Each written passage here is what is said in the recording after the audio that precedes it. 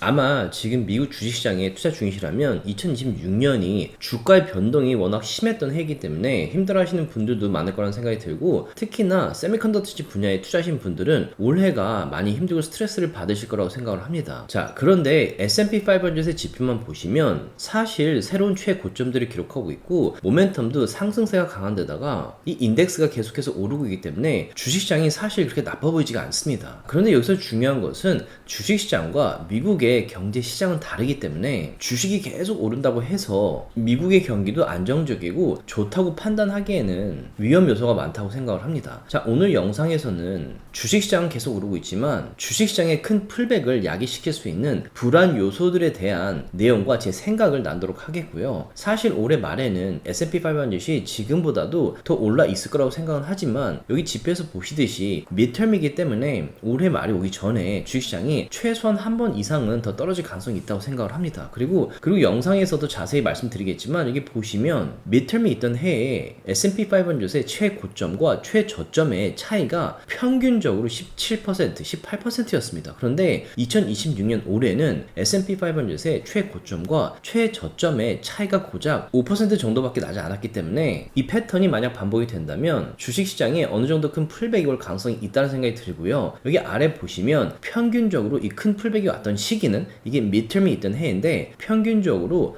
8월과 9월 달에 이렇게 큰 풀백이 왔었습니다. 그렇기 때문에 오늘 영상에서는 이렇게 마켓의 풀백을 일으킬 가능성이 있다고 생각되는 불안 요소들에 대한 제 생각을 나누겠고요. 만약 이런 풀백이 오더라도 저는 어떤 식으로 투자 계획을 세우고 있고 왜 걱정을 하고 있지 않는지에 대한 제 생각도 나누도록 하겠습니다. 자, 여러분들께서 투자하시는데 조금이라도 도움이 되었으면 좋겠고요. 사실 올해처럼 변동이 심한 마켓이 물론 두려우실 수도 있습니다. 그런데 이렇게 변동이 심하고 주식시장이 크게 떨어졌을 때 리세션이 아니고 반등하기 좋은 지점을 파악할 수 있다면 투자하기 좋은 기회 가능성이 높습니다. 그래서 저희 페이턴 서비스 member분들과는 이런 시기를 파악을 하면서 장기 투자도 하고 있고 여기 보시듯이 단기 투자도 하면서 100개의 주식씩만 함께 매수 매도했을 경우에 30만 불 이상의 수익이 나고 있습니다. 자, 이런 투자의 기회가 왔을 때 겁을 먹고 팔기보다는 함께 투자하고 싶으신 분들 같은 경우에는 아래 디스크립션에 페이턴 서비스 링크를 클릭하셔서 투자도 함께 하시고 제가 매주 진행하는 줌 미팅 때 얼굴 뵙고 인사드렸으면 좋겠습니다.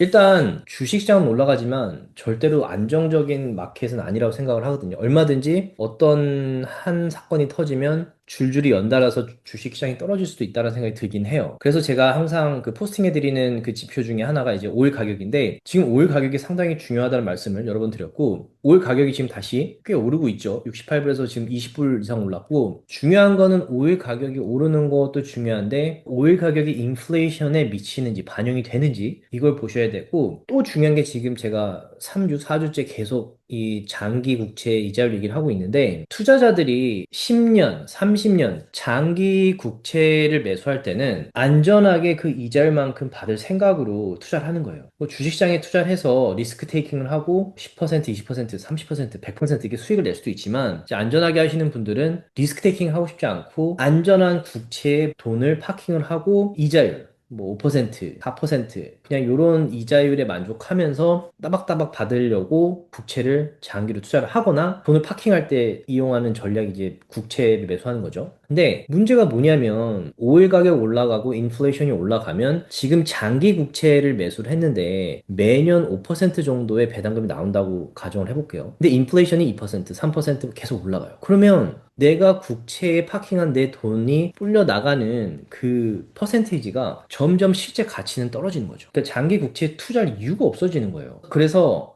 장기 국채에서에 투자한 거를 팔고 장기 국채 가격이 떨어지면서 이일드가 올라가는 거죠. 근데 문제가 뭐냐면 여기서 뭐가 문제냐면 이 이일드가 S&P 500이 연평균 뭐 7%, 8% 얘기를 하잖아요. 만약에 인플레이션에 대한 fear나 걱정으로 국채를 사지 않고 이일드가 계속 올라가 5%, 6%, 7% 그러면 S&P 500도 연평균 7, 8%죠. 그게 뭐 몇십 년 동안의 그 데이터를 분석을 했을 때 그 얘기는 S&P 500도 어떤 해에는 마이너스가 날 수 있고 뭐 1% 오를 수 있고 근데 어떤 해에는 15% 오를 수도 있는 거죠. 그래서 평균적으로 7, 8% 얘기를 하는 거기 때문에 리스크가 있어요. S&P 500도. 하지만 장기 국채가 만약에 6%, 7%까지 올라간다. 그럼 리스크가 하나도 없는 거예요. 매년 내 돈에 대한 그 배당금이 따박따박 나오는 거죠. 그러면 인플레이션이 계속 올라가서 장기 국채를 파는 바람에 이 이자율이 올라가면 투자자들이 굳이 리스크 테이킹을 하고 주식을 살 바에 그걸 팔고 이 국채를 들어놓죠. 그러면서 주식시장이 영향을 받겠죠. 그래서 이런 것도 좀 지금은 눈여겨봐야 돼요. 그래서 이거 10년 만기 국채 이자율과 30 만기 국채를 보면 지금 실제로 많이 올랐어요. 이거를 절대 무시하면 안 되는 수치예요. 물론 최고 수치와 비교를 해보면 많이 낮긴 하지만 지금 점점 이 모멘텀이 하향세에서 상승세로 바뀌는 건 보이시죠? 그리고 여기 보시면 10년 만기 같은 경우에는 지금 200 SMA에서 지금 사실 반등을 하고 있는 패턴이에요. 불안한 패턴이긴 해요. 지금 10년, 30년 장기 국채 이자율이 올라가고 있는데 그 이유는 국채 매도가 일어나고 있기 때문에 이 국채를 사는 사람들이 별로 없기 때문에 이 이자율이 올라가는 거죠. 근데 이 이자율이 계속 올라가면 안 되겠죠. 그래서 Treasury Department에서 어떤 해결안을 갖고 나왔냐면 우리가 그러면 국채를 살게. 이전에는 바이백 맥스가 뭐 2 빌리언이었던 걸로 알고 있는데 이거를 2배 올렸어요. 그래서 아마 9월 초에 4조 원 이상 어치의 국채를 매수를 해서 이 이자율을 떨어뜨리겠다는 거죠. 약간 임시 방편이긴 한데 어찌됐건 그 이자율이 올라가는 건 막아야 되니까 이 트레저리 디파트먼트에서도 이런 방안을 갖고 나온 거예요. 트레저리 디파트먼트에서 국채를 4조 원 이상 매수를 하게 되면 국채 가격이 올라가면서 이율드가 떨어질 가능성이 높아지죠. 그러면서 시장에 돈이 풀리기 때문에 또 리스크한 마켓이 올 수도 있어요.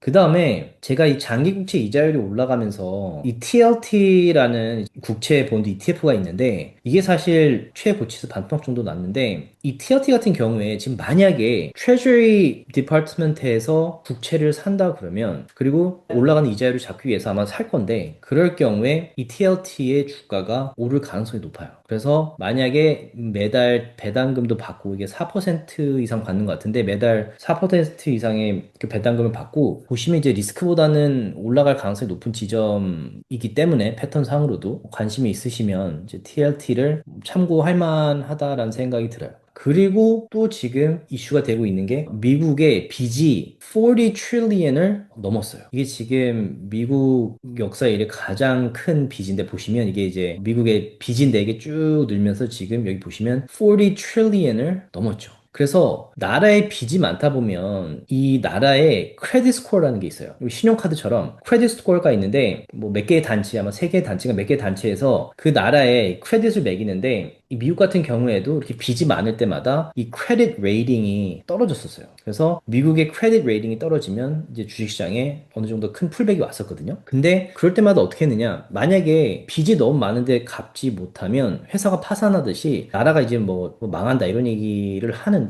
그런 fear 때문에 이제 주식시장에 풀백이 오는데 절대 그럴 일은 없고 약간의 셧다운이 일어날 수 있어요. 셧다운에 대한 뭐 두려움. 그 셧다운이 일어났던 적도 있었죠. 그런데 제가 요거를 정리를 해봤는데 그렇게 생각하면 돼요. 신용카드. 사람이 신용카드를 쓰는데 버는 것보다 쓰는 게 많으면 아무래도 그 빚이 쌓이겠죠. 근데 신용카드도 한계가 있잖아요. 리밋이 있듯이. 그러니까 정부도 데트 실링이라는 게 있어요. 그러니까 리밋이라는 게 있는 거죠. 크레딧 카드 리밋이 있는 것처럼. 그런데 여기 보시면 이제 뭐 1917년부터 한도라는 게 생겼는데 1945년 당시에 빚의 맥스가 뭐 300 빌리언 정도였고 쭉쭉쭉쭉 시간이 지날수록 계속 늘다가 2010년도에 9 트릴리언에서 14 트릴리언 정도가 된 거예요. 그러니까 빚이 많으면 나라가 디폴트가 일어나면 안 되기 때문에 어떻게 하느냐? 신용카드도 그 크레딧을 늘리는 것처럼 이 나라가 빌릴 수 있는 돈을 늘리는 거예요. 나라가 망하진 않아요. 이걸 늘리면 되니까. 그리고 지금까지 그렇게 해왔고. 그래서 이때 2010년도, 이때 이제 리세션이 일어났죠. 이 리세션이 일어나고 나서 이제 돈을 순환시키기 위해서 9 트릴리언에서 14 트릴리언으로 올렸고, 그 다음 두 해에는 14 트릴리언이 16 트릴리언으로 올랐어요. 맥스. 나라가 쓸 수 있는 돈이. 그리고 쭉 계속 늘다가 코로나가 터졌죠. 코로나 때 긴급구조기금도 많이 풀고 돈을 많이 풀었죠. 그래서 코로나 터지고 나서 2021년도에 이 debt ceiling, 그 리밋이 31 트릴리언까지 올라갔었어요. 그래서 이때 또 나라가 망하느니 뭐 되게 fear가 많았었는데 이때 이제 금리를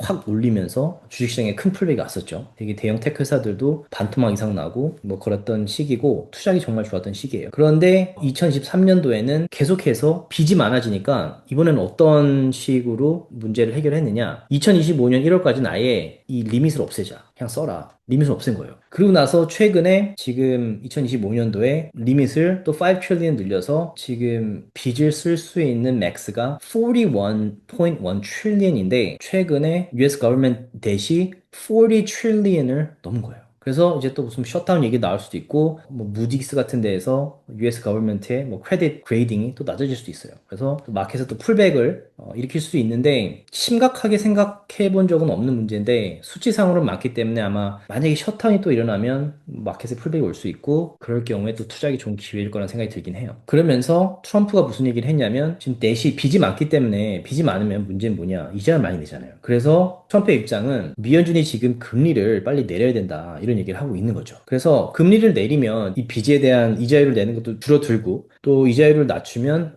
회사들도 돈을 더 많이 빌릴 수 있기 때문에 경제가 활성화가 된다는 거죠. 경제가 활성화가 되면 빚이 있더라도 이제 회사들이 수익을 많이 내니까 경제가 활성화가 되고, 뭐 매출, 순수익 이런 게 나면서 결론적으로는 미국의 경제가 이제 살아날 거다, 이런 얘기를 하고 있는데, 틀린 말은 아닌데 문제가 또 뭐냐면, 미연준이 이 미국의 빚을 위해서 금리를 내리게 된다면 인플레이션이 올라갈 거예요. 그건 뭐 부정할 수 없는 팩트죠. 인플레이션이 지금보다 더 올라가면 장기 국채에 투자하는 분들이 더 줄어들겠죠. 그리고 국가가 계속해서 살 수는 없어요. 그렇게 되면 장기 국채 이자율이 쭉 올라가겠죠. 그래서 이게 만약에 정말로 7%, 8%까지 올라가게 되면, 이제 그때는 만약에 그런 시나리오나 그런 시기가 온다면 저도 긴장을 좀 많이 할 것 같긴 해요. 그래서 약간 지금 딜레마 상황이긴 한데, 다음 미연준에 어떻게 할지 보는 게 되게 중요하다는 생각이 들고, 또 하나는 만약에 미연준이 트럼프의 말 맞다나 금리를 내린다, 그러면 주식시장에 돈이 풀리고 리스크온 마켓으로 바뀔 가능성이 높아요. 2021년도처럼. 그래서 주식시장이 쭉 올라갈 수도 있어요. 근데 그런 상황이 오면 또 크게 떨어질 거예요. 풀백이 분명히 올 거거든요.